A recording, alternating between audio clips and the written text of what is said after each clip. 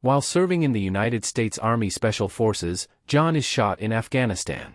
He recalls a childhood trip to the U.S. Mint and compares himself to a coin in the United States military.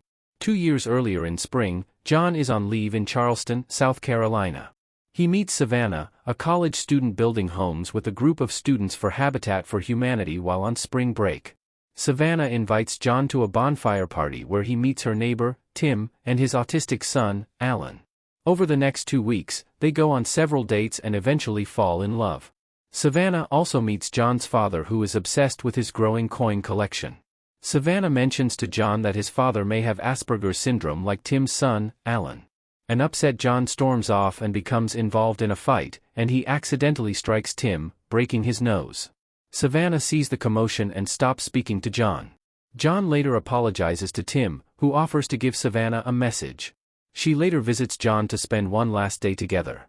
Before John leaves, they make a promise to continue their relationship via letters, and vow to tell each other everything. John and Savannah make plans to start a life together after John gets discharged from the army.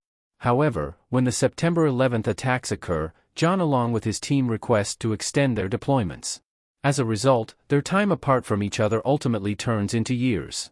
Back in Charleston, Savannah begins to spend more time with Tim, and decides that she wants to work with autistic children. She plans to build a farm and horse stables where they can enjoy the outdoors and animals. Over the next 2 years, John and Savannah's romance continues through their letters. Eventually one turns out to be a literal "Dear John" letter, in which Savannah breaks up with John. She explains that while she still loves him, she has developed feelings for someone else and is engaged. After being shot in Afghanistan, John is encouraged to return home, but he re-enlists for a second time. For more years pass, and John is informed that his father has had a stroke and is sent home to be with him. In the hospital, John reads a letter that he wrote to him, in which he tells him that the first thing to cross his mind after he was shot was coins, and the last thing before he lost consciousness was his dad. Soon afterward, his father dies.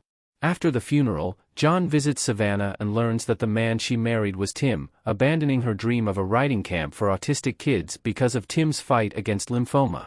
Savannah takes John to the hospital to see him. Tim tells John that Savannah still loves John. Back at the house, John and Savannah enjoy a quiet evening together, and are tempted to pick up where they left off years earlier, but do not go through with their feelings. John says goodbye to Savannah and leaves, distraught. John sells his father's coin collection, except the valuable mule coin that he found with his father years ago, to raise money to help with Tim's cancer treatment. Then he returns to the military, carrying the mule coin with him as a good luck charm.